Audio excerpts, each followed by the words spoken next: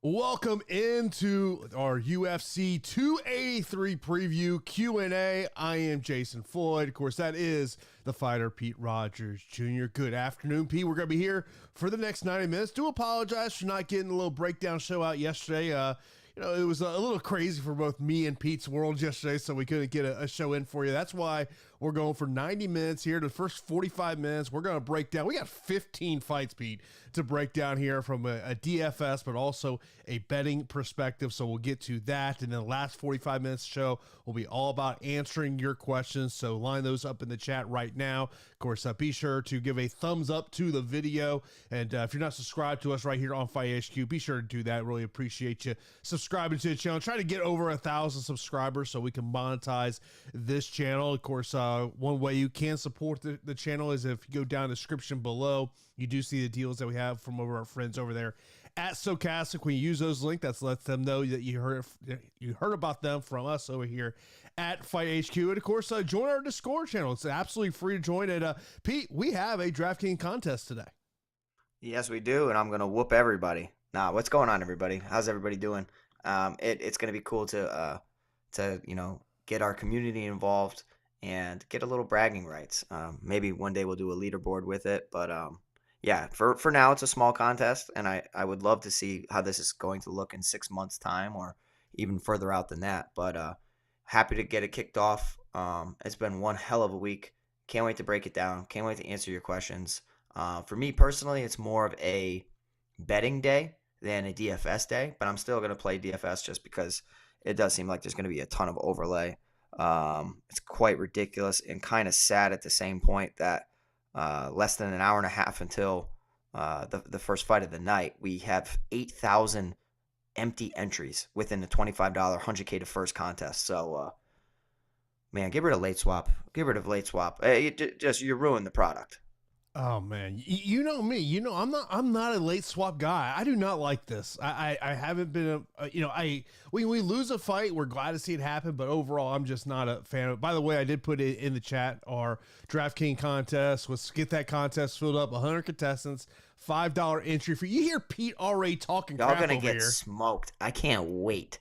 No, actually, I what's the best part is I can't wait to see how everybody's going to do. You know what I mean? Like we've had so many longtime listeners and just consistent supporters throughout the years, going back before the 𝐒𝐡𝐨𝐵 and Stokastic days, and then we got a nice piece of people that wanted to follow us on Stokastic and 𝐒𝐡𝐴𝐵, and now you're here listening to us on our new venture in Fight HQ. If you haven't subscribed to the channel, please do so. Join the Discord that is in the description below, and it's a fun little community, and we're all trying to help each other out, and it's a little fun. So maybe my boy Matt Whitmore will get involved in the DFS because I know that he tends to just stick to the betting. But can't wait to break it down with you, Jason. Yeah, initially I was going to be going out tonight with some of my business associates, but that's not happening. So I got to watch. I'm watching the fights from home tonight, and which means I got after the show's over, I gotta go to the store and get some beer. I'm telling you, midstream right now, I'm going to the fridge and I'm getting one because it has been one hell of a week. It's been nuts. And apologies for not getting a breakdown show. Maybe some cards where Jason and I have conflicting schedules, we'll do a larger show like this. This could be the possible solution, but we're going to pump out as much product as much content as possible with all the other promotions starting to kick off their seasons. And Pete, I mentioned about we got 15 fights, man. Let's get right into it. Let's get right into the main event. Sure. It is the vacant light heavyweight title matchup, second straight pay-per-view where we had this come about. We got Jamal Hill taking on Glover Teixeira. Of course, Glover Teixeira, the former champion.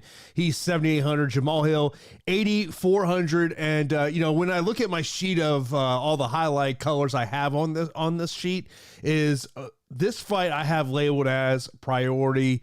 I will tell you, when I was building lineups in Fantasy Cruncher, I put a group that said I want one or the other guy in every lineup. I think that it would be fairly shocking to me if this fight does not end up optimal, because I don't think this fight's hitting the fourth round. I think it's over within 15 minutes, and I'm expecting some. I think if it's a Jamal Hill win, I think it's very early on in the fight. I think if it's a Glover Teixeira win, I think it's more second, third round. My overall thoughts in terms of the fight, and you can break it down from a fighter's aspect, is I think if you're Jamal Hill, you just can't put yourself up against the fence. I really believe that's a massive key for him here today.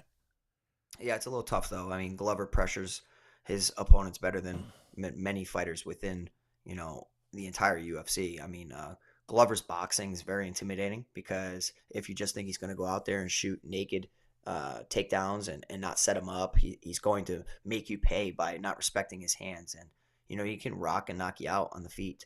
And then when you start worrying about his hands, he chains the takedown together, presses you against the cage. And his wrestling and grappling is like, second to none within his division. Just the way of, I just remember how bad he beat Anthony Smith up. That was one of the worst one-sided beatings I have ever seen. My teeth are falling out is a famous quote from Anthony Smith in that when he's losing his veneers from every, Glover Teixeira right hand. That was brutal. And it goes to show you what Glover Teixeira can do. I even think just like going back and forth with Yuri Prochazka, a guy that I hold in pretty high regard, is a testament to what Glover Teixeira is in 2023, 2022. At some point, Father Time is going to creep up, but I have to tell you, when you train with Alex Pereira on the daily, I would imagine that you're not really fazed by anybody else standing across from you. I mean, you're dealing with one of the best strikers and one of the most intimidating, men within the UFC, and you get to train with him. And you already know that Glover just ragdolls him throughout the cage and throughout training. But on the feet, I definitely think it has leveled up Glover Teixeira. I do think that, Jamal Hill has the speed, the angles, and just the smooth striking to basically get rid of Glover Teixeira. You think back on like how Alexander Gustafsson just pieced up Teixeira and made it look really, really easy. I'm waiting for the day that happens again, and the poor chin of Glover Teixeira and just getting lit up on the feet, rears its ugly head. But I have to go with the better mixed martial artist here, and I think Jamal Hill is going to be around for a little bit. He can knock out Glover Teixeira. I'm accounting for it for some of my lineups, but mainly for most of my lineups. And again, I'm not playing heavily as far as DFS. It's more of a betting day for me.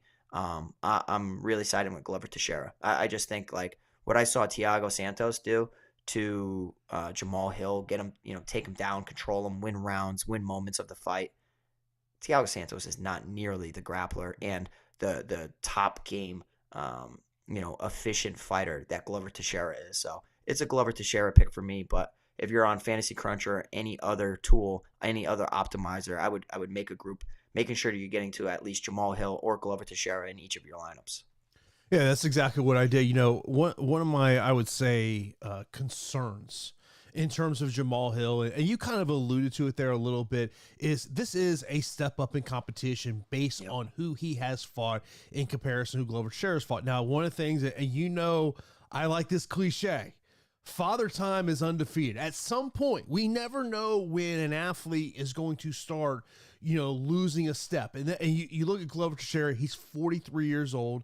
I mean, of course, like to me, like I was saying this on my show this week, I was like, if you're Glover Teixeira, does a win let you just ride off into a sunset? Would there be a better way to finish your career, win the championship in your home country of Brazil, and walk away? Now, we both know we never believe that R word in MMA because we all know how this plays. But like to me, it's the concerns I have with Jamal Hill is, the step up in competition.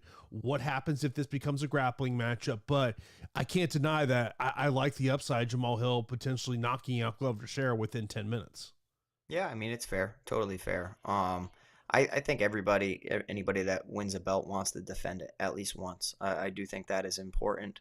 And it's also like, what's next for Glover Teixeira? Like, who would be next in line? Ankalaev?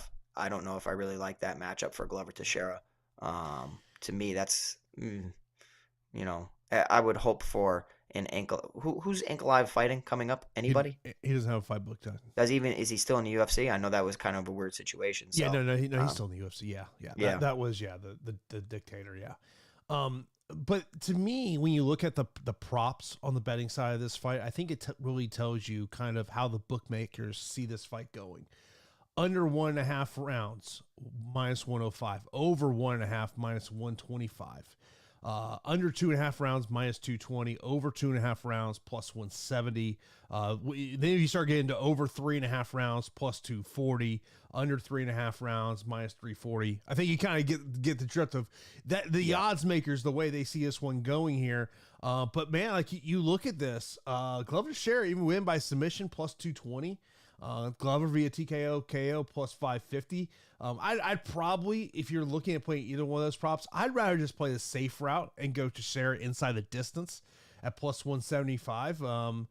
Looking, I mean, Hill, -115 inside the distance. You get a little bit better for your dollar there, but it just tells you how the sports books see this one going. Yeah, I mean, I don't think it's going to go 25 minutes. And I just think that one of two things are going to happen. Jamal Hill is going to knock out Glover Teixeira, or Glover Teixeira is going to finish, Jamal Hill inside the distance. And I can't tell you if it's going to be via submission. I think that's what most people are accounting for. But I can actually see a club and sub, or take down to ground and pound, because Thiago Santos is controlling you on the mat. I can only imagine what Glover Teixeira is going to do, because he makes it look relatively easily. And in combination with his boxing, it's just a nightmare of a matchup against I can still label Jamal Hill a little green. Like, I really can. I could still label him green. He's going to be the hotness in a couple years once he kind of patches some holes.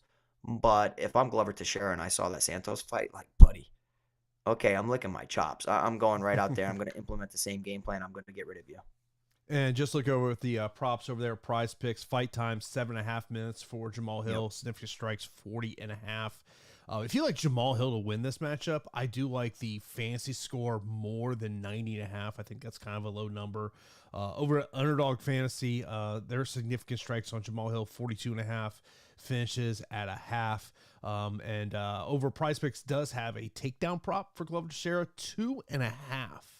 Yeah, that's probably more. I mean, it's just a matter of if less and he gets it done. You know what I mean? But I do think that he gets 3 takedowns. Yeah, I mean, that's one of those numbers that if you think this fight's hitting, 10, 12, 13-minute mark, that's got to be a more play over there. As we move over to the co-main event, which, of course, will be the 4th time these two guys have fought together, Deiveson Figueiredo and Brandon Moreno, 8,000 from Moreno, 8,200 for Deiveson Figueiredo. And I'm interested in just a question before we kind of get breaking down the fights. And Duncan saying, which fight are y'all stacking cash, main or co-main? Look, we got 15 fights. Yeah. I mean, if you were going to stack either the main event or co-main event, now this is something I'm not doing today, but if I was going to say, if I were going to stack, I would much rather stack the co-main event than the main event, because look, I expect this co-main event to go 25 minutes. And I feel like the story that's not getting touched on a lot this week, Pete, is Brandon Moreno and the change in coaching. We all know what happened with James Krause. We don't have to go into that. Sayif Saud was brought in by Brandon Moreno's coach, or Brandon Moreno's manager, Jason House. Sayif Saud went out to Vegas, worked with Brandon Moreno for about 5+ weeks or so, getting ready for this matchup. And it was interesting to me that when Moreno talked to the media in Brazil this week, that no one even brought that question up. And I think that's a big aspect of this matchup is, how will the influence of Sayif Saud mean for Brandon Moreno? Also, Deiveson Figueiredo was not at fight ready for this camp, and that to me is a concern. It's just weird, right? It's almost like they cancel each other out a little bit. Like when I saw the Brandon Moreno thing going on and not working with James Krause because of obvious reasons, I was like, all right, well, I guess I'm going to be leaning in Figueiredo's direction. And then when I looked and realized Figueiredo hasn't really been working with Fight Ready, I'm like, well, I guess that kind of nullifies it. They cancel each other out a little bit. It takes time to work with a new coach. We did see that it took time for Brandon Moreno and James Krause to kind of, get their feet wet with each other. And luckily he pulled out that victory over 𝐾𝐬𝐬𝐲. Some people thought that he was down. I believe that I was looking and watching that fight saying, it's a little too close, and feel like it was kind of going in 𝐾𝐬𝐬𝐲's favor. So I think that Sayif Saud, if he does anything, he will cater a game plan or surrounding your strengths. I can think of like 𝐉𝐸𝐬𝐧. Remember that? Where like she started working with 𝐉𝐸𝐧, and next thing you know, she's utilizing her wrestling, and that wrestling turned her career completely around. She was going to get cut. And then she started to take people down en route to ground and pound. And it's like, who the heck is this chick? She looks fantastic. So, I mean, I'm not really accounting for too much progression or development under the coach, but I do think that it could bring a different wrinkle, and he could look back on the success that Brandon Moreno had. The best matchup that he ever had is when he utilized his wrestling. So I don't think it's going to be easy. I think that Deiveson Figueiredo's takedown defense was extremely sharp because he was working at Fight Ready in the previous camp. I'm not going to say it's not going to be sharp this time because, you know, this one is in Brazil, so perhaps it was about getting, you know, acclimated to his surroundings. But I will say that it's a weird fight, man, and everybody's really excited about it. I'm not really excited about it. Like I like watching them fight, but I'm over this. Like I've seen this so many times. And I maybe that's why I just want the chapter to end a little bit. I want one of these guys to get the victory, and then let's move on. Imagine being anybody else within the division. It's like, dude, really four fights? You guys are fighting 4 times in a row. So yeah, I mean, I'm siding with Figueiredo in the matchup, and I know a lot of people are really liking Brandon Moreno, but you know, if you look at the most damaging strikes and shots from the previous matchup, man, Figueiredo put a stamp on it in a close fight just because of the damage. Yeah, when you look over Prize Picks, the takedown prop on Brandon Moreno is 2. I like the more than 2 on that. I mean, we have seen, you know, in the previous 3 matchups. I mean, look, these 2 guys are very close, but you bring up a great point about that power advantage that Deiveson Figueiredo has. You know, a little bit of a concern. You know, I mean, look, that was a question mark kind of leading into this one with everything happening on the coaching aspect for Brandon Moreno. Where was he going to go? I knew Fight Ready was not a part of the equation. There's let's just say there's more to that story in terms of why you would not see Brandon Moreno Fight Ready. It has nothing to do with Deiveson Figueiredo. There's an aspect behind the scenes of why that would not take place. But I'm siding with Brandon Moreno in this one. 𝐒𝐸𝐬𝐧, I think, is, I mean, look, the guy gets a lot of credit for what he does. I think he's a coach that doesn't get enough credit that he should there. But look, this is a one that, you know, I was not getting to it like I was getting to the main event just because of the rules that I set in Cruncher. Yeah. But I want to say I was probably in the 35 to 30 range on both of these guys. Okay. Yeah, I mean, that's fair. I think the salary is too difficult to get away from, to be honest. So, flyweight matchup, crazy action, high-paced fight, tons of volume, tons of back and forth. Like, it's competitive, so we're getting points because they're both challenging each other in all areas of the fight. I like the contrarian Deiveson Figueiredo pick personally, but I can understand from a salary standpoint where it's like, dude, like $8,000 for Brandon Moreno, 5-round fight. He has an excellent path to victory by getting it to the mat. We've already seen him finish Deiveson Figueiredo. So can he go out there and replicate it? I'm hoping he does because I like him better than Deiveson Figueiredo, but I'm actually siding with Figueiredo's power this time. Of course, about to put it in the chat here. Be sure to join our DraftKings contest we have going on today. As we want to see. I mean, Pete's over here talking all this crap to me. It's a single entry though, so I think that, you know, it's not necessarily my wheelhouse. It used to be, but there's some good single entry players out there, and I think Jason's a single bullet machine, so we'll see. Yeah, I find myself more getting into single entries. I did go into I'm gonna dabble in the Rainmakers contest as well today. Have not got into that as well. Of course, we will talk about FanDuel as well. Of course, we're breaking down the fights, and about the last 45 minutes of the show, we will get into all of your questions. Move over. Next up, we got Gilbert Burns taking on Neil Magny. Gilbert Burns, 9,300, 6,900 for Neil Magny over there on DraftKings. And, when the thing I have highlighted about this fight is, will Gilbert Burns pay off this price point? I think he does. I love Gilbert Burns today. Like, I really love Gilbert Burns. And the reason I like Gilbert Burns is because I saw what Max Griffin was doing to Neil Magny early on. Like, hit him with a big shot. Magny was on skates. Even Daniel Rodriguez in the previous matchup that he just had, like, when he gets hit, he's, like, jittery, like chicken legs. He's fought legitimate competition. If you go and you look at his resume, it's quite impressive. I mean, he surpassed GSP for most wins within the division. Like, that's ridiculous. So Neil Magny, a guy that didn't even win the Ultimate Fighter, is a guy that found a ton of success just from showing up. So, I mean, I like Neil Magny. And I think from a cash standpoint, you could do worse because his range and his broomstick straight punches can give everybody issues.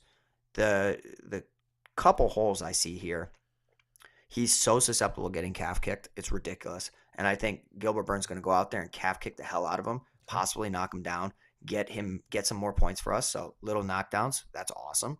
A big right hand or a left hook can really just, plant Neil Magny down as well. And then if he does get knocked down and not finish, we have one of the best jiu-jitsu practitioners in all MMA, and Gilbert Burns, going down there to work towards a finish.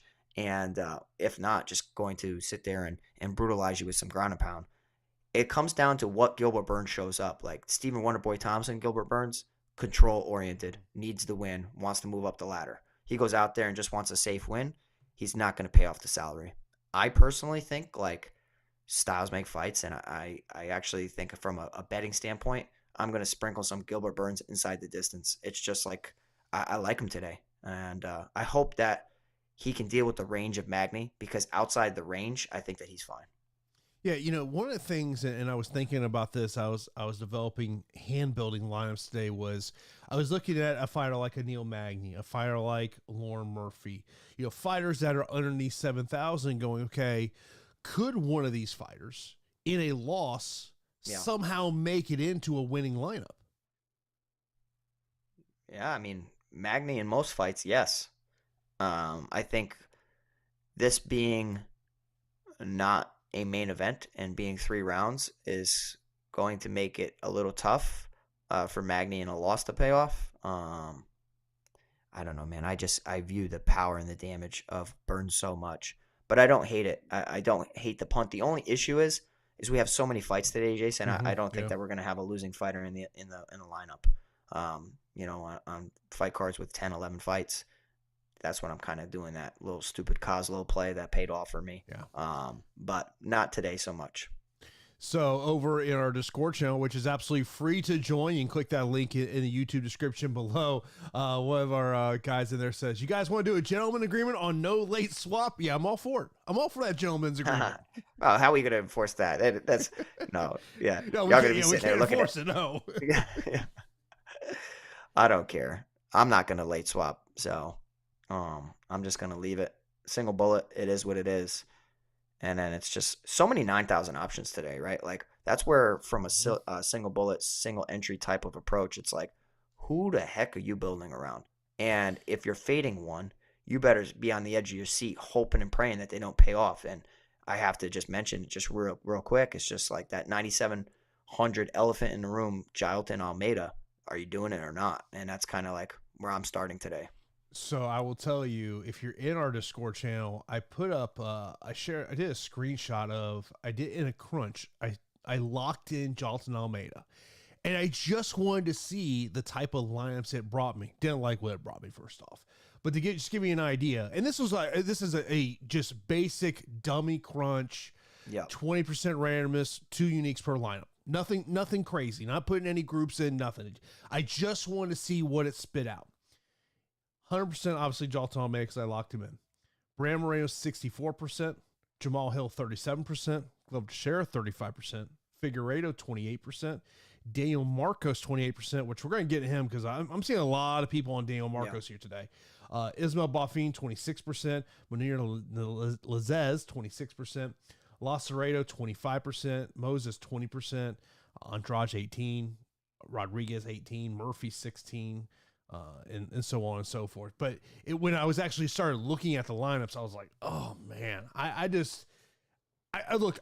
getting there in my multi-entry lineups, no question about it. But it's when I saw that 9,700, I was like, oh man, that's gonna make roster line construction difficult. Now you talk about one of those 90,000 options. How about Jessica Andrade at 9,400 taking on Lauren Murphy at 6,800? I said someone earlier on the score, I said Lauren Murphy is someone that I was kind of looking at in cash, just as a low salary fighter that might be able to get me 40 points or so. I think this fight's going 15 minutes, Pete. Yeah, I mean, like on paper, I'll tell you what it is. She's 8-5 in the division. It's women's MMA. She's bottom of the barrel cheap. As a punt, I don't hate it. You know what I mean? Like it's as simple as that. And underdogs in women's MMA tend to cash a little bit more so than other divisions. And it's close fights, and they tend to go the distance more often than not.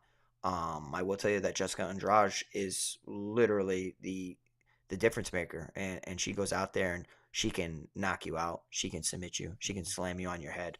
She can find finishes in multiple ways. Now, I do think that Lauren Murphy's really tough, and she can be a punching bag. It took 4 rounds for Valentina Shevchenko to get rid of her, so I do find it a little difficult for Jessica Andrade to get rid of her. Not I should rephrase that. I don't find it difficult. I just am leaning towards it going long. You know what I mean? Like I am actually in agreement with you that it's going to go 15 minutes. Doesn't mean she can't pay off, right? Like, we just need Lauren Murphy to get back to her feet, get ragdolled a little bit, and beat up on the feet. And Jessica Andrade will have the submission edge. She will have the power edge. But there is a point in time where Jessica Andrade, in mid-combination, a lot of people thought it was Amanda Lemos, is going to get caught because she keeps her hands at her chest. And it's like she throws with a reckless abandon, no respect for her opposition's power. One of these days, she's going to get clipped with something. And she's going to get clipped mid-combination. She's going to get knocked out. She's so offensive, she runs into shots on her own. But with all that being said, that's a long-winded way for me to just tell you that I like Jessica Andrade a lot today. Not one of my favorite 9,000 options, but I'm not getting away from her. I just think there are some other better inside the distance 9,000 options that I am projecting. Mm-hmm. But if you have a gut feeling about Jessica Andrade because you think that Lauren Murphy can be a punching bag, fine. I'm okay with it. Outside of Valentina Shevchenko, she has not been finished inside the UFC. So that is a testament to her toughness.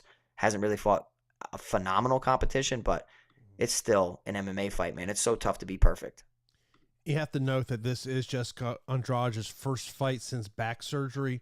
She's been out for 9 months. She was supposed to fight on that Paris show, had to pull out because she wasn't quite ready for that one. So to me, that's part of the equation you got to think about with the next one. Let's move over. Next up, our opening fight of the pay-per-view is Johnny Walker taking on Paul Craig. 7,500 for Paul Craig, 8,700 over there for Johnny Walker. And then looking over on the FanDuel side of the equation, it's 17 and 13. Walker $17, Paul Craig $13. I mean, look, I don't think this is a really tough one to break down. Like, if you're Johnny Walker, do not engage in grappling. Do not engage in grappling. And when Paul Craig flops to his back, do not follow him to the ground. Yeah, I mean, that's what I'm projecting, and I'm picking Johnny Walker in the matchup. But I got to be honest, I'm not trusting Johnny Walker's chin at all. Do you see what happens when he gets hit in the chin? Have you seen his knockout loss compilation where he starts flopping all over the place? And the Jamal Hill one is the most odd and strange. It almost looked like it was staged the way that he planked, and it's just his body has crazy reactions. And you can go back even to the regional scene, and you see him, get knocked down, fall over, stumble. This guy has really bad concussion problems, and he's going to have terrible CTE. And I hate talking about that, but it's pretty evident that there's significant damage done. I even think, right, on a day like this, now remember this, I'm still picking Johnny Walker to win. I don't think it's crazy if Paul Craig knocks him out. I don't think it's crazy if the referee knocks out Johnny Walker. I'm telling you, it just takes one shot on Johnny Walker, and it's over because that chin is so gone. I think that Johnny Walker from the outside with the correct game plan should pick apart Paul Craig with ease. Absolute ease.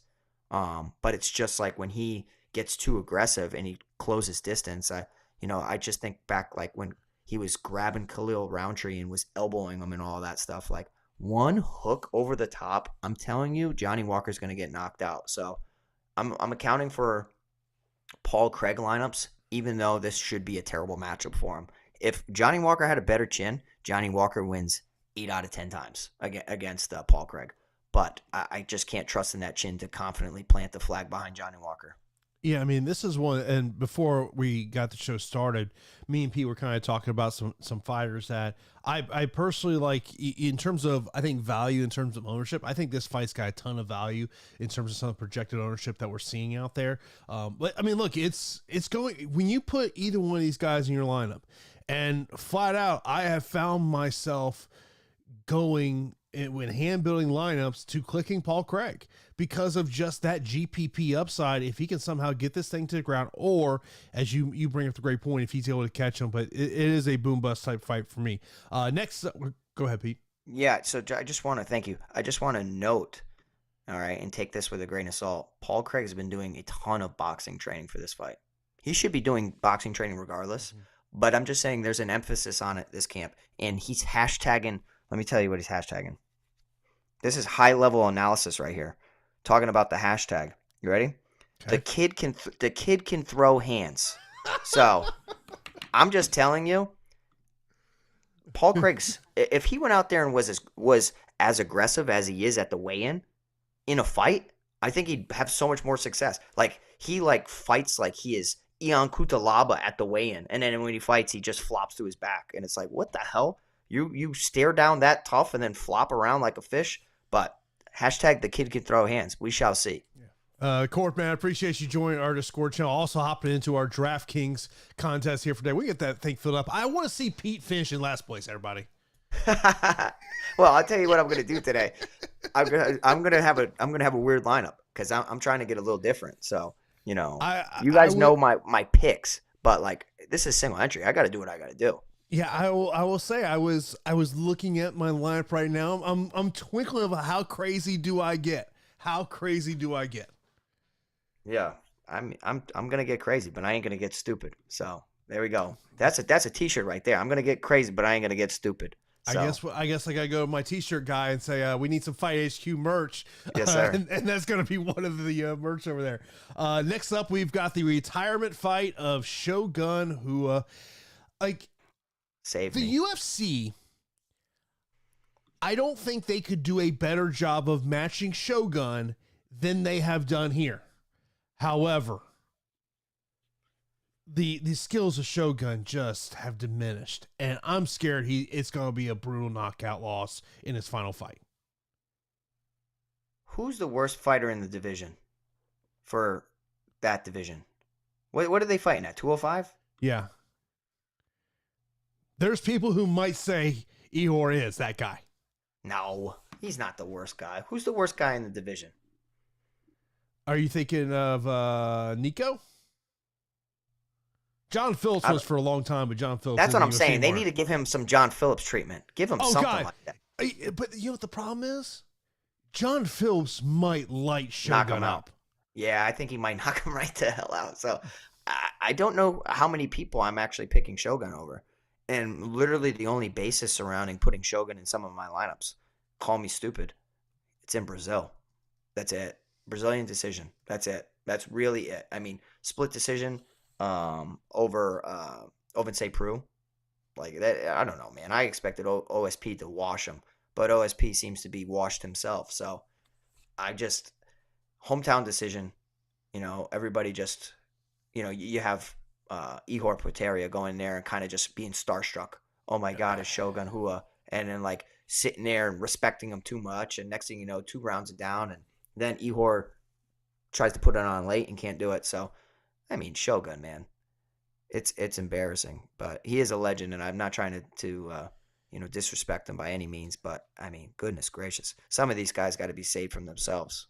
Pete, you know this. More times than not, when someone says they're retiring, which we know, never believe the R word, they lose. Andrew Marchenko, what a beautiful pick. He says Vinicius Moreira. Yeah. That would have been a good one. Because that guy is a horrible striker. But anybody that can really test the gas tank of Shogun Rua, he's breakable. He is so breakable at this point. I'm worried about Shogun being able to deal with the speed that Ihor's going to bring, though. Ihor's is obviously he is the bottom third of this division, no question about it. But I'm concerned that Shogun will not be able to handle the speed. That's my concern. if you look at the highlight reel of Ihor Potieria, it's like he looks decent.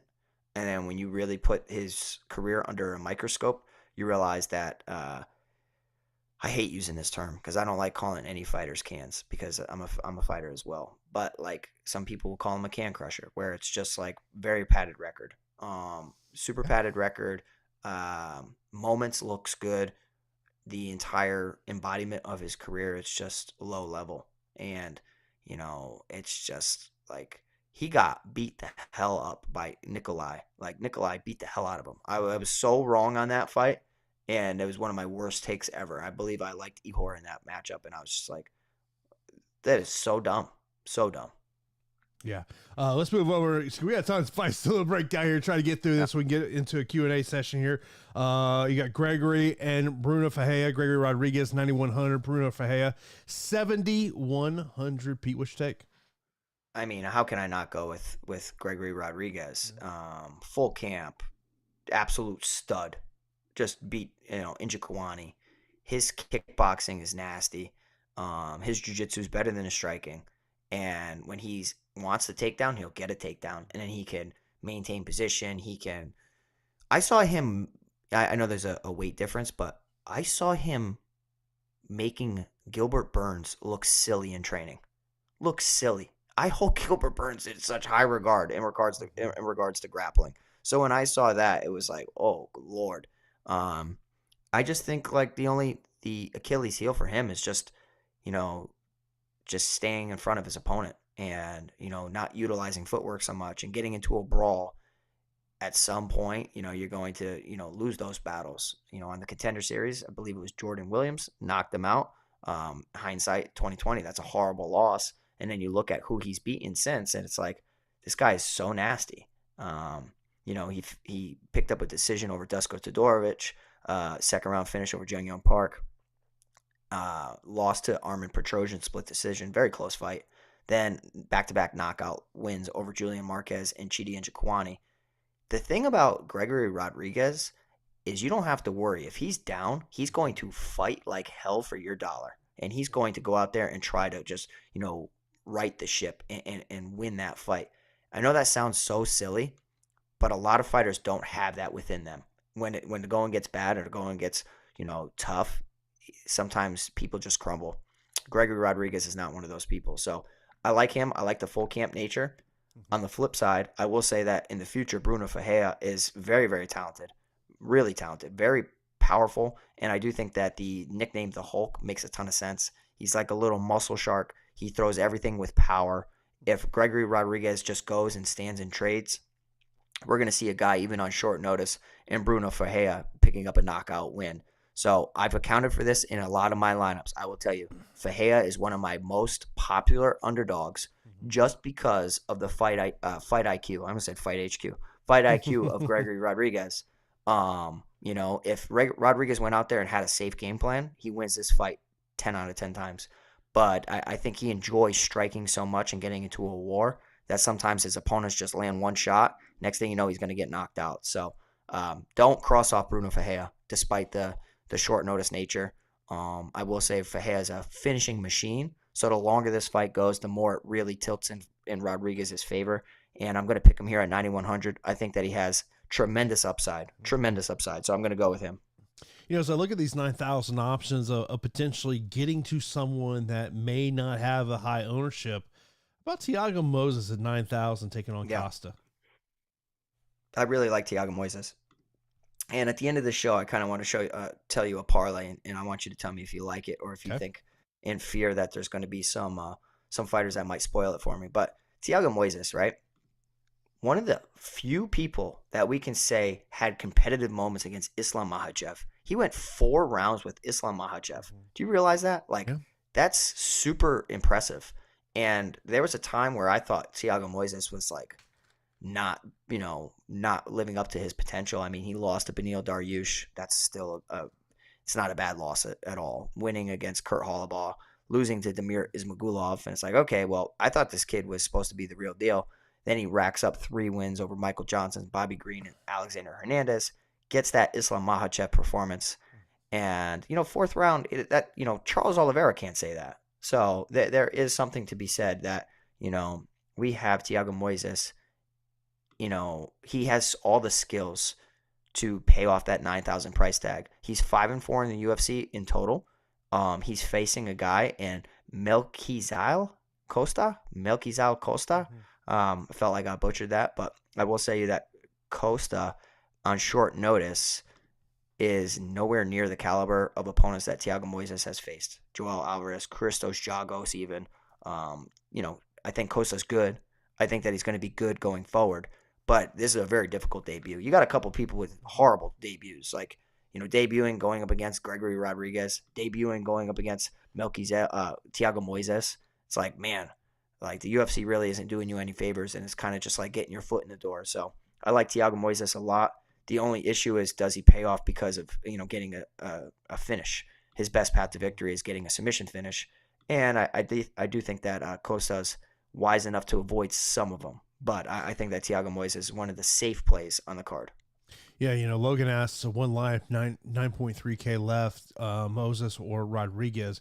I think it depends on the type of contest you're playing in, first off. Like, if you're talking about you're in a GPP, 10,000, 20,000 plus entries, I would go 𝐾𝐲𝐬𝐬𝐳 just to play the ownership angle. Yeah, I'm with you, man. I'm with you. That's why, like, when I built my parlays, I tried to get to, some 9,000 or heavy favorite fighters that aren't going to bust it for me. And I think where you could see some other volatile matchups, I don't really view the Moises one as a volatile one. I feel like it's going to be like, y'all must have forgot how good he is.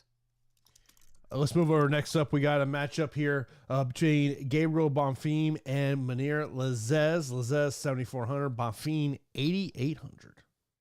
Here we go. You ready? The Bonfim brothers are going to be on fire today. At least I'm expecting it. And Mounir Lazzez is a guy that I actually think is pretty damn solid. Surprised the hell out of us against Abdulrazak Alhassan. Took tremendous damage early on in that fight.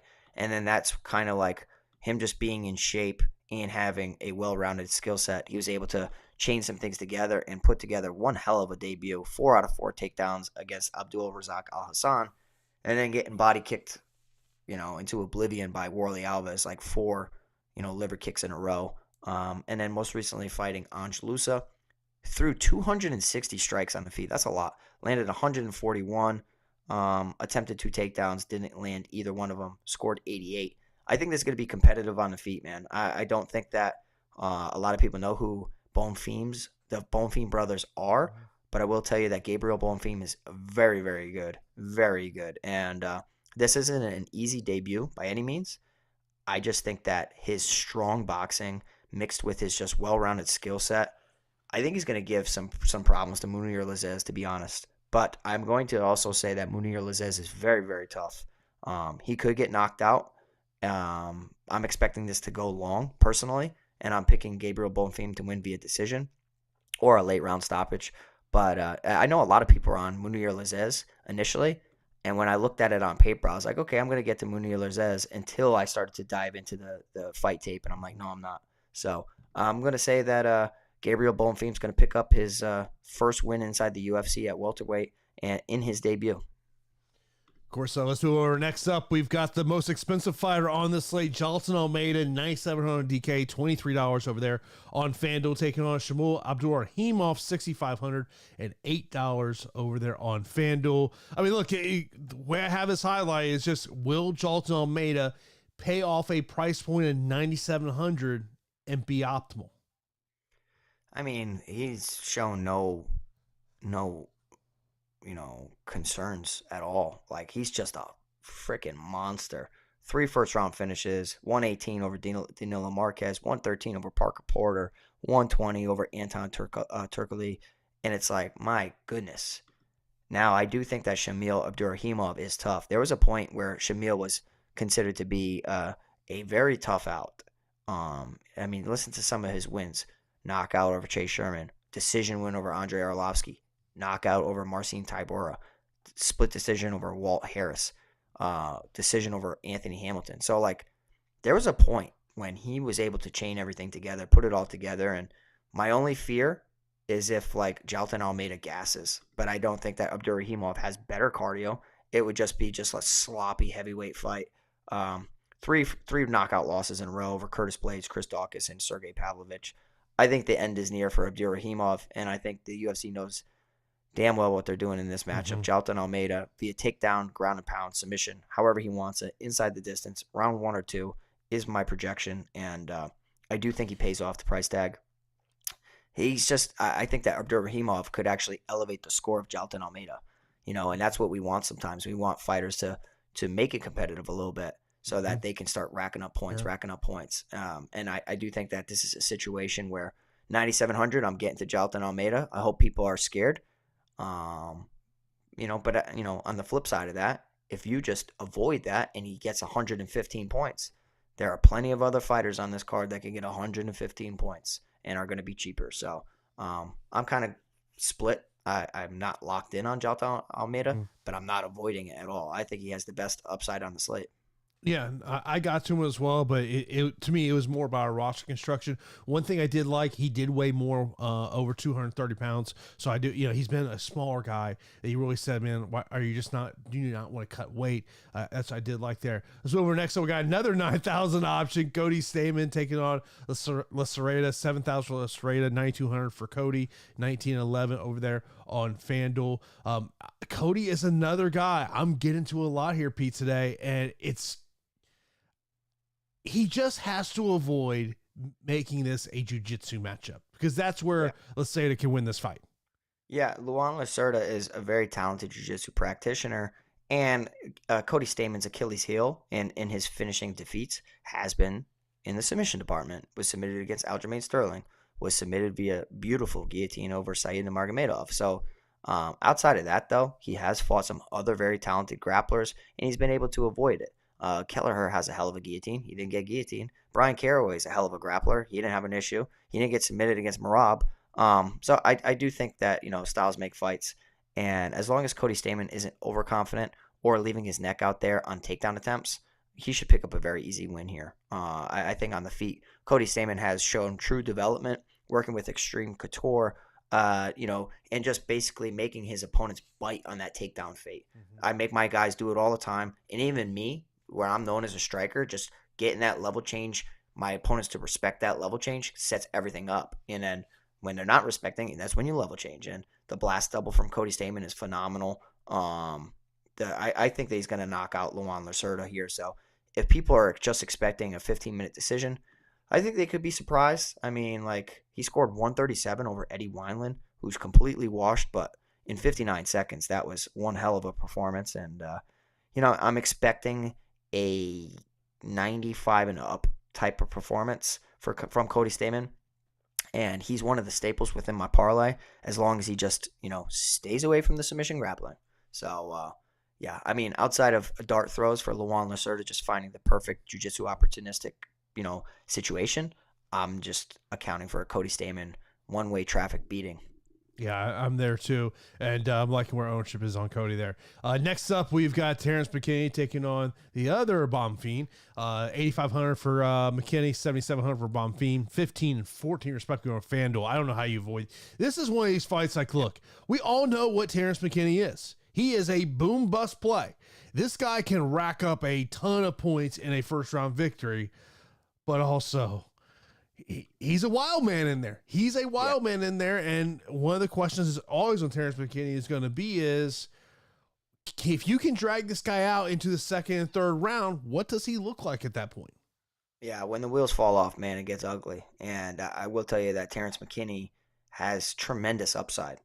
The way that he fights, he has some of the best round 1 odds on the entire slate. He goes out there and he throws damaging strikes, powerful punches, explosive techniques. Everything's a sprint with him, right? There's no pacing.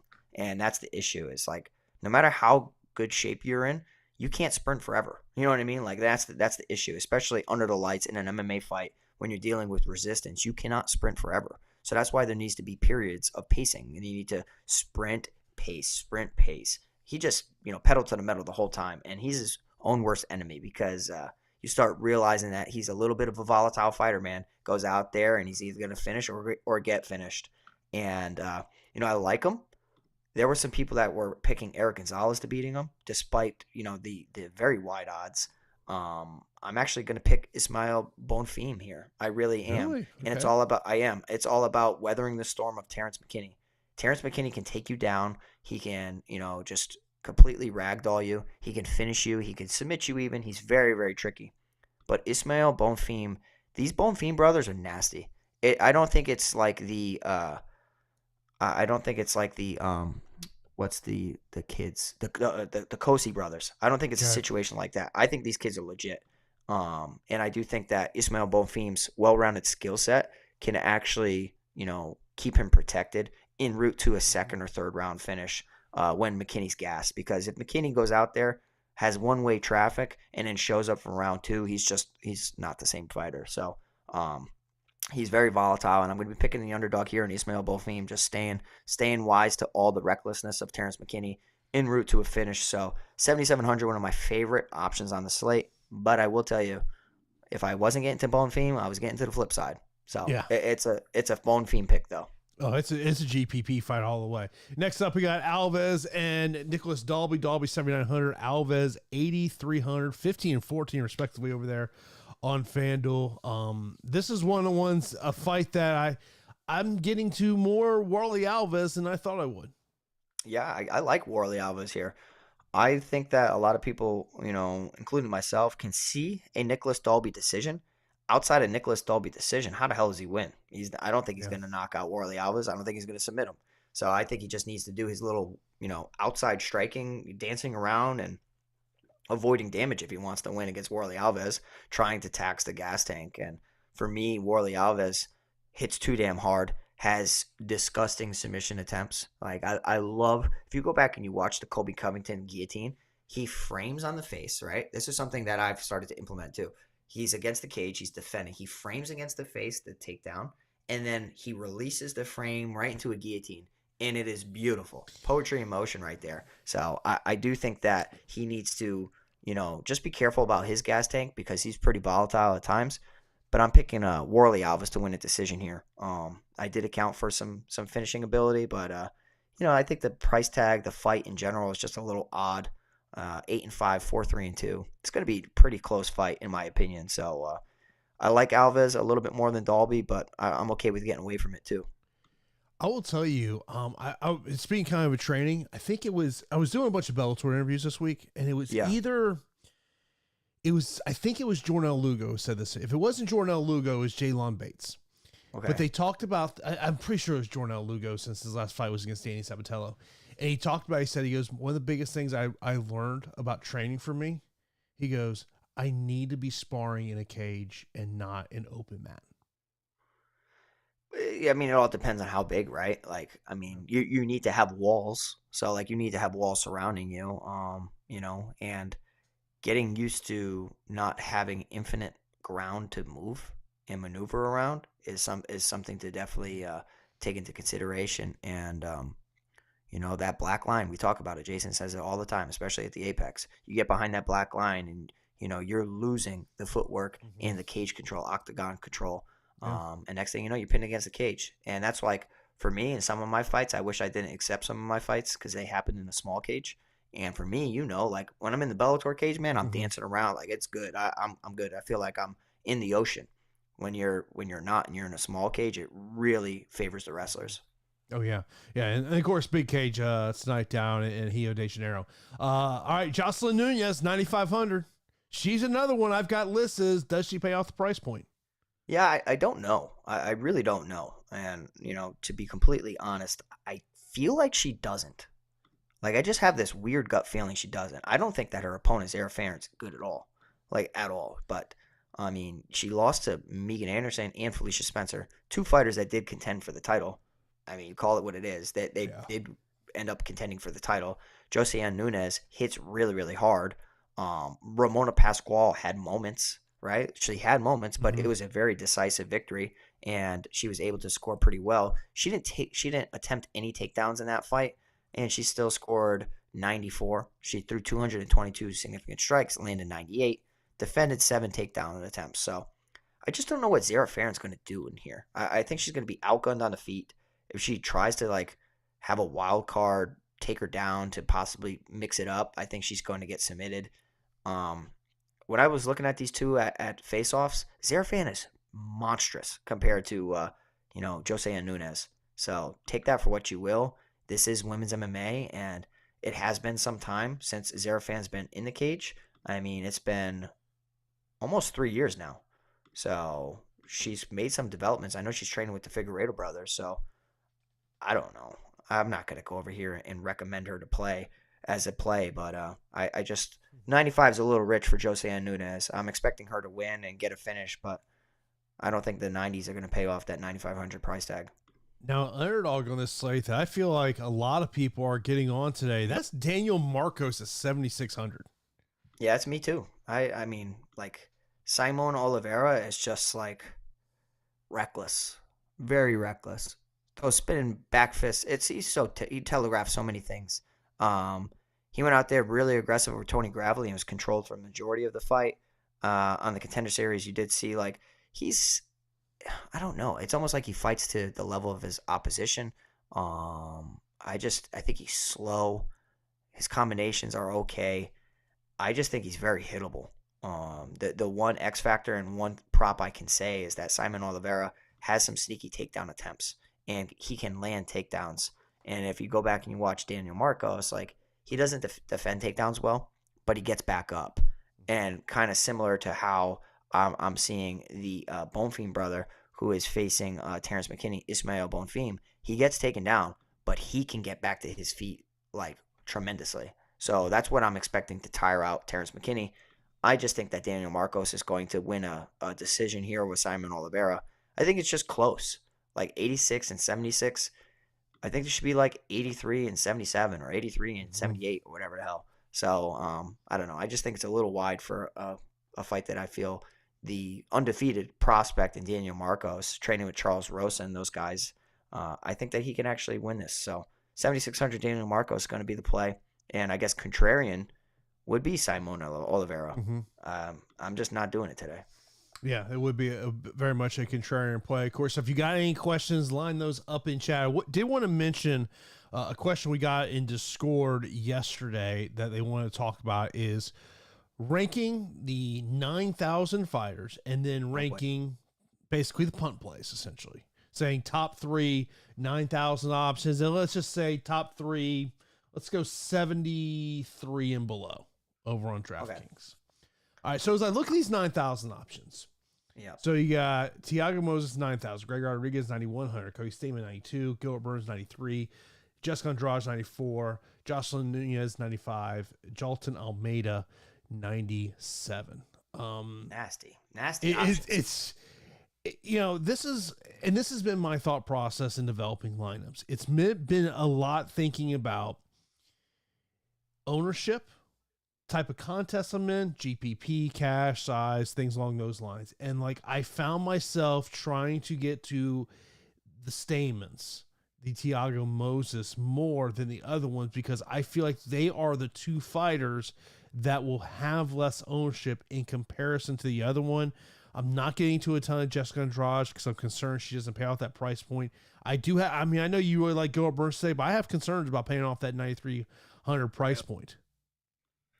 Okay, that's fair. I mean, teach their own. I'm okay with it. I just think he's gonna knock him down, man. Like, I think he's gonna knock him down, and I think it's gonna be a finish. Because I don't think that Magny's gonna let you get a safe win. You know what I mean? Like, he was able to blanket Stephen Thompson. I don't think that Magny's gonna allow that to happen. He's gonna make you work. And we saw what Khamzat Chimaev brought out of Gilbert Burns, and I think that he wants to build off of that as like I'm this next big thing. And I mean, the success that he's had at welterweight's quite surprising, to be honest, for the same guy that was been knocked out by Dan Hooker. So if I had to give you my 3 favorite, I hate to do it, but I got to do it. Jailton Almeida's 1. 2 for me is going to be Gilbert Burns. And then 3 for me is going to be Gregory Rodriguez, basically targeting volatility. But I like the side of the volatility a little bit more so than their opponents. By the way, I just pinned our contest over there on DraftKings. Let's get that thing filled up. Of course, we got 30 minutes before we are going to hit lock. I'm looking forward to just, relax on the couch tonight watching these fights. Yeah. Now, in terms of the punt play options, and so I just said 73 and below. if I'm looking at my favorite ones, like looking at from a GPP perspective. Oh God, it's so ugly. I mean, from a GPP perspective, God, I hate to say it. If I'm looking 73 and below, 𝐾𝐲 might be the favorite punt play just because of the matchup. I mean, the UFC did him a ton of favors in this matchup. There's no doubt about it. But yeah, like you said, it is ugly down there. Yeah, I mean, for me, it's Bruno Ferreira. He's going to be number one down at the 7,300 and below, just because I think he's good. Is he prepared? I don't know. But even if you're not prepared, you can last a round. And that's maybe all it takes. You touch that chin of Gregory Rodriguez. Rodriguez had a bullet hole in between his eyes from a terrible cut within an MMA fight. So, like, scar tissue starting to build. Concussions are starting to build. Damage just in general. So, I think that Ferreira, if he goes out there and he just bullies him right from the get-go, you'd be like, okay, no camp, so what? You know what I mean? It's like, I think that he's clearly number one down there, under 7,300. Then when you get to number two is a little interesting. I'm not going to go at Costa. Not going to go at Lacerda. Not going to go at Farn or Abdurakhimov. I'm nailing it down to Neil Magny, Shogun Rua, Lauren Murphy. I might say Neil Magny, the guy with the most wins within the division. You know, even though I don't like the matchup for him, I have to respect that he's able to just make it difficult for his opposition. Of course, you got any questions, line those up right here in the YouTube chat. Also over in Discord, I know what you're laughing about because someone thinks they know Pete's lineup for our contest tonight. You're going to have to wait for about 28 minutes to figure out what Pete's lineup is over there. Let's see here. Hashtag boys got hands. That's all I'm going to say.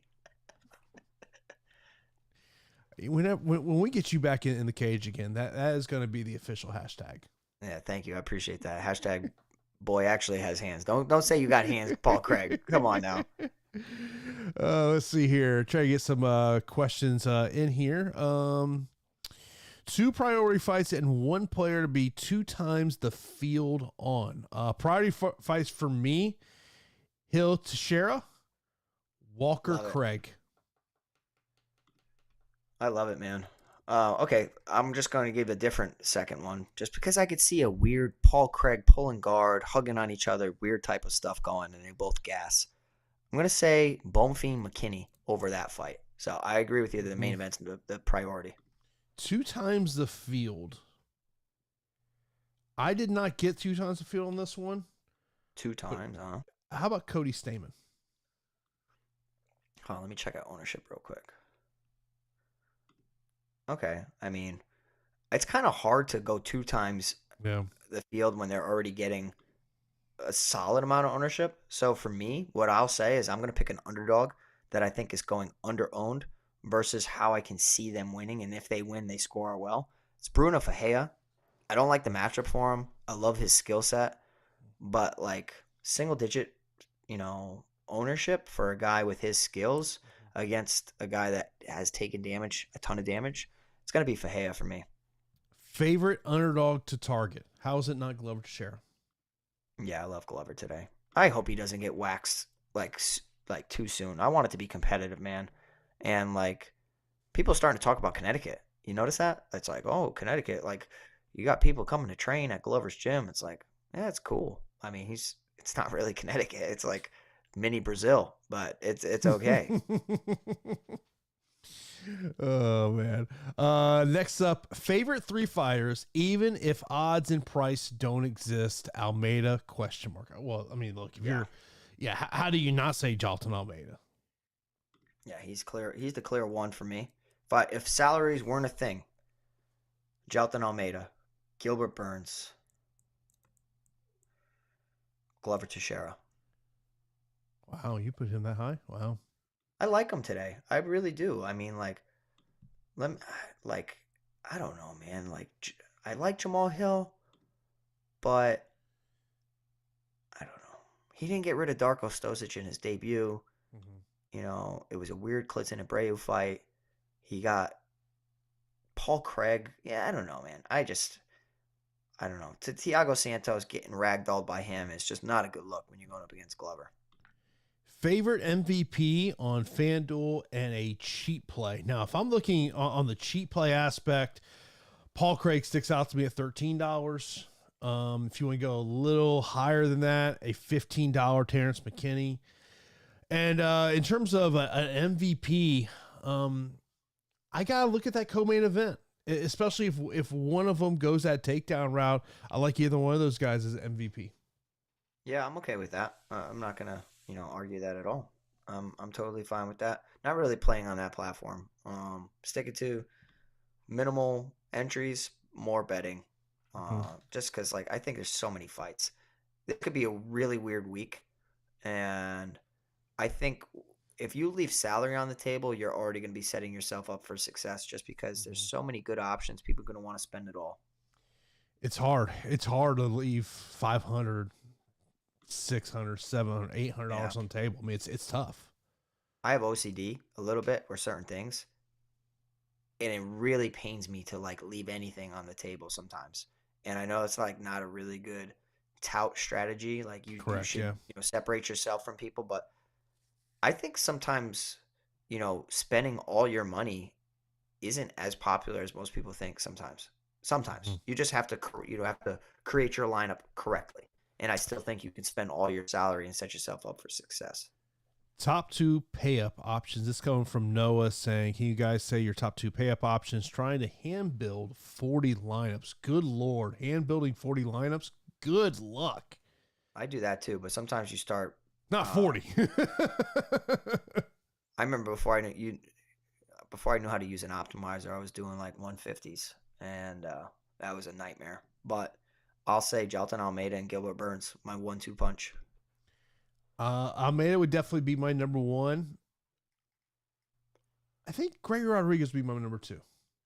Yeah, he's close. Yeah. Let's go down the.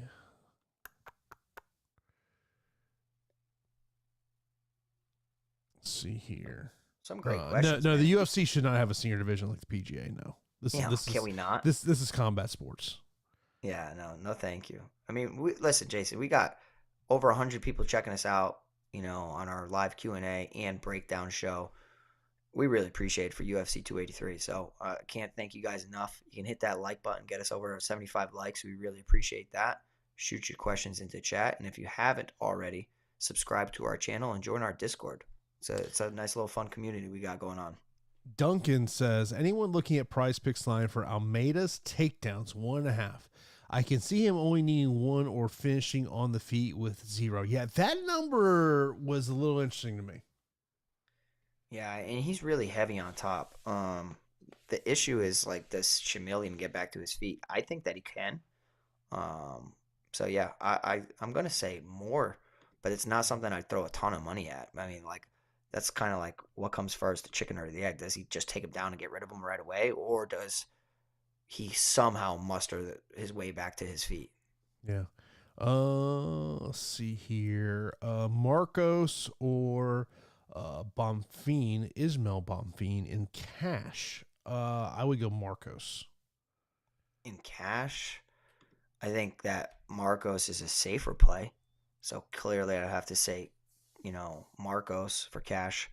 I like the upside of Bonfim a lot, though. I don't think that Marcos finishes. What's his opponent? Almeida.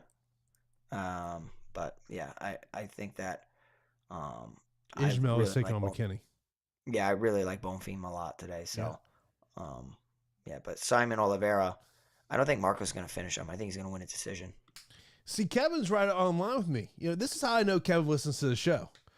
Yeah. He says, Glover's going to get slept, and it's going to be in the first round. To quote Jason Floyd, Father Time is undefeated. We all know Father Time don't lose. Father Time catches up to everybody. Yeah, Father Time is supposed to hit Glover Teixeira over the head the past 6 fights. What happened, Jason? So, Father Time is, lost right now for Glover Teixeira. He's tricked, and Glover Teixeira is in his prime. He's better now than ever. Someone asked me about what my Rainmakers lineup is. I got my first Rainmakers contest here today, so I'm checking that out. I'm not a big NFT guy. I'll just be honest with you, but I'm checking it out. I wish I tried to do it. And then I looked it up. It says not available in Connecticut yet. I'm like, what the heck? Oh, We have well. everything over here. I can't do that. Like little pictures and so weird. Brad, appreciate you checking us out. He says, can you recap your top picks? For me, Jolton Almeida sticks out, but that's a roster construction, game theory kind of question. The type of lineup you want to build, because look, if you're taking Jolton Almeida, you're punt diving. You're gonna have to. But in terms of those 9,000 options, obviously I like Almeida. Concerned about Nunez paying off that price point. Same thing with Andrade. Pete really likes Gilbert Burns. I'm a little less on Burns just because of the price point. But I do like Stamen Rodriguez and 𝐃𝐢𝐬𝐧. I like kind of getting to them, a little bit of an ownership play there, getting a little bit, I think, some value there in terms of over on the field. Yeah, I'm with you. Jason, what are you doing with Pateria today? I was scared when I think I was probably around like 20% on him. But when I was hand building lineups, like, I was scared to put him in because, look, I think he should win this fight because, this is not the Shogun of 2008 walking to the door. It's a Shogun of 2023. Yeah. And I never trust fighters when they say they're retiring and they're going out there and fighting. I just never trust that. I'll tell you that, like, Poteria showed tremendous respect for Shogun Rua. I would do the same thing, and then on fight day, I would try to really eliminate Shogun Rua. But a lot of times, people are captivated by their opponent, and you have a glorified sparring match. I'm kind of projecting that to happen. I'm projecting a sparring match between Poteria and Shogun Rua, and we both say, can we get our 15 minutes back? That's what I'm expecting. So I'm not really getting to either one. I just think they both kind of stink. Over in Discord, someone's asked about favorite Prize Picks plays. I want to go this Gilbert Burns fight on Prize Picks because I think some of these numbers are interesting. Significant strikes landed for Gilbert Burns, 50.5. Might not need 50, bro. One overhand right. That's why I want to bring up fight time. 12.5. For Burns? Yes. Yeah, okay. Don't do the significant strike play. I think that's silly. Do the under on that play. I think he's gonna finish Neil Magny, and I could be so wrong, but I just don't like the durability I've seen out of Magny. And I just think the looping, powerful shots mixed with the calf kicks, mixed with the jiu-jitsu. Do you remember what Rafael dos Anjos did to Neil Magny? Cut through his jiu-jitsu game like butter.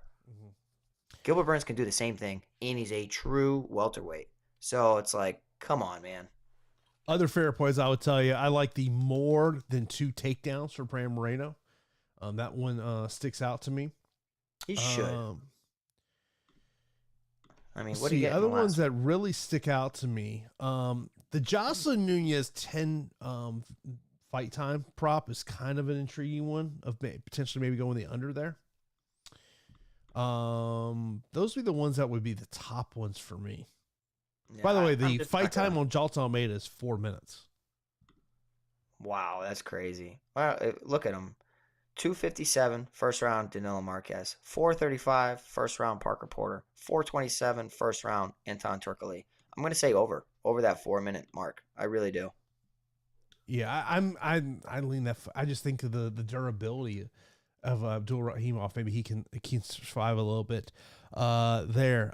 Kevin says, I had to go back and adjust lines to make sure I had some of the Pateria. He's going to get left out, and he's pretty low owned. That is definitely a thought process of, especially when you look at, we've talked about these 9,000 options, Pete, but start to look at the 8,900 to say 8,600. So from 89 to 86, so you've got Pateria, Gabriel Bonfim, Walker, Oliveira. That could be the sweet spot today to try to get off some of those 9,000 options. Yeah, I'm all for getting behind the Bonfim brothers. Poteria, not really going to get there. I don't know. I lost so much respect for his past performance. Simon Oliveira, outside the worst plays on the slate, he's one of my least favorite plays on this entire card. Like, he really is. Like, I just hate his salary. It's like, I don't think I'll get to him at all. I mean, look, if you wanted to leverage ownership, Simon Oliveira is where you go. Yeah, I mean, now, do you want to get there? But I'm just saying, from a game theory leverage your aspect, ownership. Yeah, exactly. I mean, risk reward, great leverage, burning money. Yeah, there's some fighters I look at the projected ownership and I go, I want to get more than that. I want to get more than that. Yeah, I'll tell you that. Like I've labeled 1, 2, 3, 4, 5, 6, 7, 8 fighters as a ownership play today. Yeah, I'm with you. There are several. I mean, I'm seeing some massive ownership on some of these underdogs. And, I also think that needs to be chopped. Like, I think the Luan Lacerda ownership is maddening. Like, what in the world? Why is it so high? I don't get it. Just because, on paper, he's lost via submission? I don't get it. And Cody also, Staman's good. Let's remember, Cody Stamann is fighting the best of the best in this division. That's what I'm saying. Oh, let me bring up my parlay.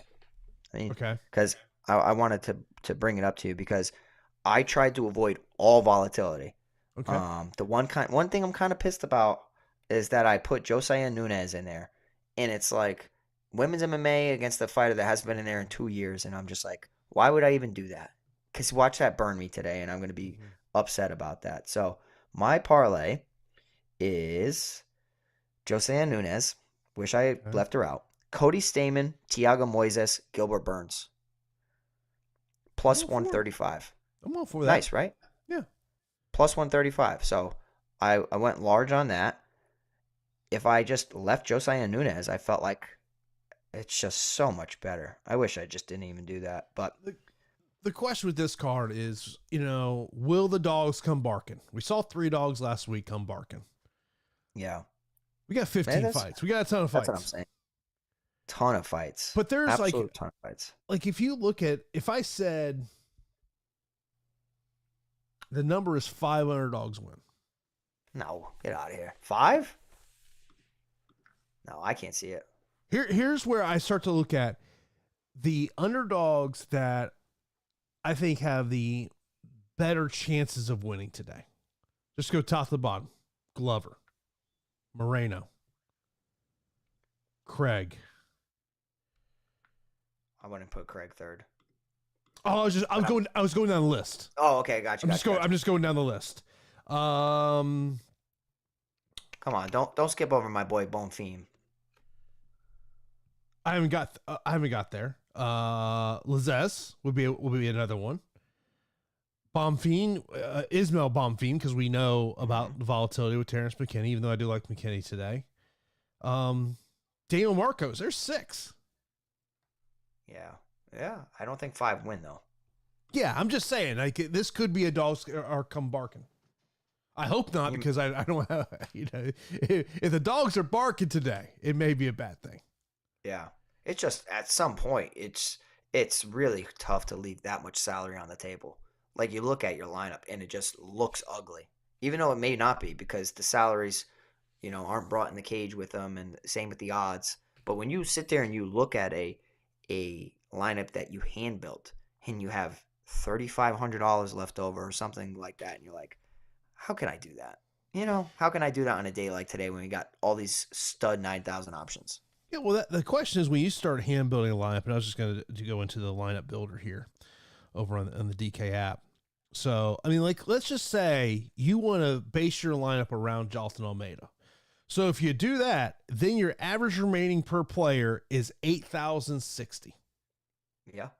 Now, look, in a cash lineup, I don't mind starting with Jailton Almeida, saying, you know what, in a cash lineup, I'm trying to get the guys I have the most confidence going out there and getting 100+ points, because today to me, it's not the race to 650. It's the race to 700. Yeah.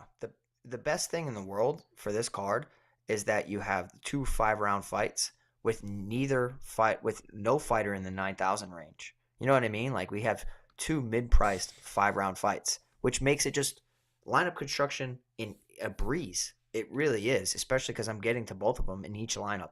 I'm not fading the co-main event. I know that, off air you were kind of like, I'm going to get away from the co-main event a little bit. I think it's a priority, but I think the main event's more of our priority. Now, I'll say if you're hand building a lineup and you start with Jailton Almeida, so at that point, typically what I do on a hand building, I'm looking at pump plays. I'm saying who has got the best chance to potentially pull off an upset and has a 100-point ceiling in an upset win. And God, I'm telling you, Pete, I think you're on to something saying that if you're looking for a pump play with high upside, Bruno Ferreira may be the guy to look at. He is.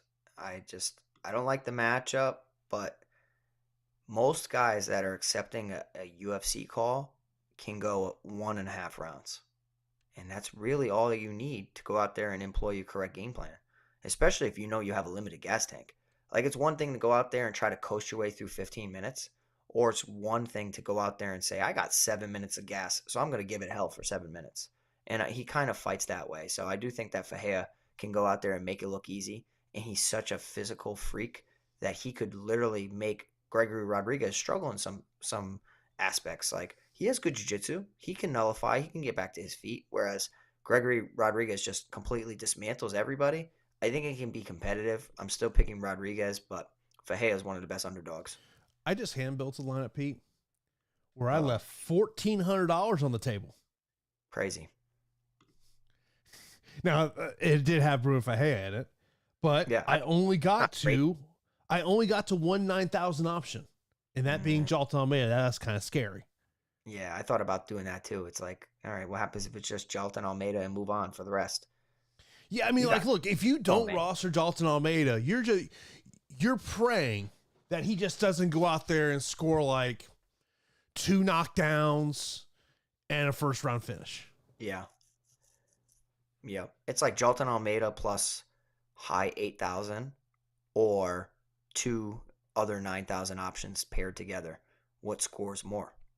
Yeah. And that's the argument where when you're creating lineups, you can kind of, build that narrative to get away from him a little bit. But more often than not, I'm landing on Jailton Almeida in my lineups. Tristan mentioned this question over score. He goes, how do you like Almeida over 18.5 significant strikes and Oliveira over 12.5 fight time on Prize Picks? What's the Oliveira fight time? Saying 12.5. Yeah. I can see him getting knocked out by a knee. But I actually kind of like that Prize Picks parlay, Prize Picks double picks. It's just Jailton Almeida. Mm-hmm. He needs to use his ground and pound. If he can't find the finish with the submission, he ground and pound to open you up and then get it. But you could literally lose by a half a strike, so I'd be very careful with that. Of course, we're just about 6 minutes away here from lock. Be sure we got plenty of space still available in that Fight HQ league over there on DraftKings. You want to get in that now, and you're going to see what me and Pete's single entry lineup looks like there. Oh boy, I'm interested to see how similar we are. I have a feeling there's one fighter I know that's likely in your lineup that's not going to be in my lineup. Yeah, he's in my lineup. And it's ugly, but I'm doing it. And yeah. Let's see here. Over under underdogs winning 3.5. I say, yeah, that's very, very good number, Kevin. I might go over on that one. I might go over. Okay. I don't feel good about it, but it's 15 fights. I mean, a lot of fights. Right. Duncan, I have a lot of lines with only one 9K fighter. I mean, look, Duncan, I think that is in terms of a game theory. I like that game theory thought. Mm-hmm. You're trying to get away a little bit from the field. Duncan saying the Almeida takedown line is interesting on Prize Picks. Yeah, it's very interesting. I would say less on that prop. DJ2 says, who do you guys think has the best chance for a quick win bonus tonight? On DK, any fight to finish in the first minute is minus 225.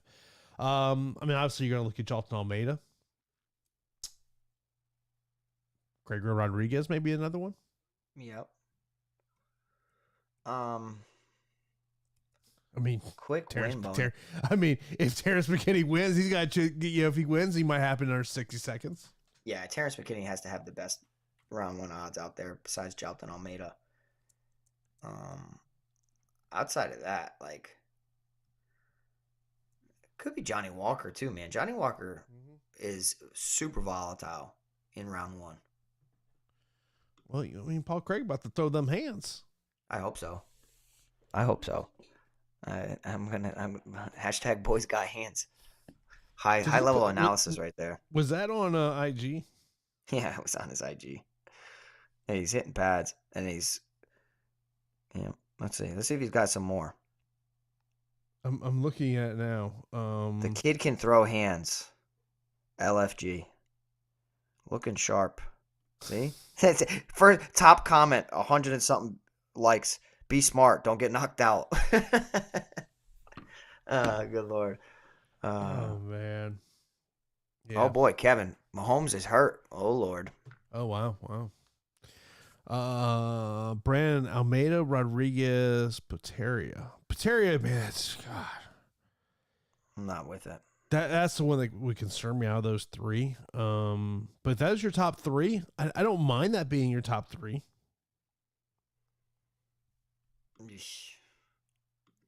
Okay, there's one question we've not brought up yet. Okay. Who is the fighter we're not talking about? Who are we not talking about, Jason? I think it's 𝐃𝐢𝐬𝐬𝐵, the brother fighting Munir Lazzez. He's nasty, bro. He's good. I just don't love the price. How about Deiveson Figueiredo? Maybe we're not talking about him enough.